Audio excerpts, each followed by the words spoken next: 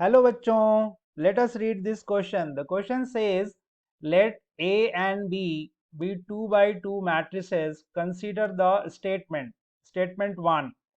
A into B is equal to 0. This implies that A is equal to 0 or B is equal to 0. Second statement, AB is equal to an identity matrix. Then A is equal to B inverse. A plus B whole square is equal to A square plus 2AB plus B square. तो हमें इसमें देखना है कि कौन सा statement इसमें से सही है, कौन सा गलत है, राइट। तो आइए बच्चों, सबसे पहले हम देखेंगे की कॉन्सेप्ट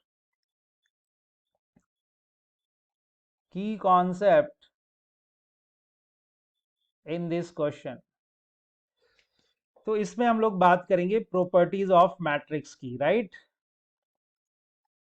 प्रॉपर्टीज ऑफ मैट्रिक्स या मैट्रिसेस, जो भी।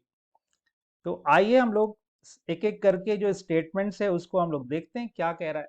पहला स्टेटमेंट है जी, A into B is equal to null matrix, then is implies A is null matrix or B is equal to null matrix. This statement is not always true. Sometimes it may be A और B 0 हो और नहीं भी 0 हो सकता है. Not always true, right? ये properties में हमने पढ़ा है। तो ये स्टेटमेंट हमेशा सही नहीं होता है, ठीक। तो पहला स्टेटमेंट तो करेक्ट नहीं है जी।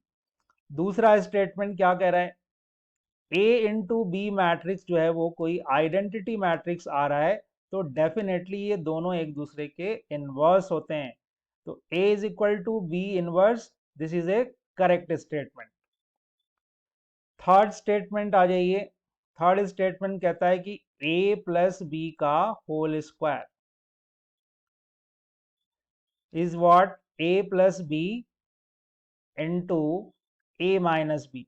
तो देखिए यहाँ A प्लस बी, यहाँ क्या है, ये दोनों मैट्रिक्स हैं, तो मल्टीप्लाई कीजिए। A into a, this is a square, A into b, this is a b, B into a, this is b a plus b square. तो अब इस स्टेटमेंट में देखिए, ये a square plus b square plus 2ab कब होगा, जब a b और बी ए इक्वल हो जाए। बट ए बी और b a in general equal नहीं होते हैं, और कहीं लिखा भी नहीं है कि ऐसा है। तो ये अगर दोनों इक्वल हो जाएं तो आप इसको 2ab लिख सकते हो, बट ऐसा जरूरी नहीं है। तो ये स्टेटमेंट भी जो है वो करेक्ट नहीं है, राइट।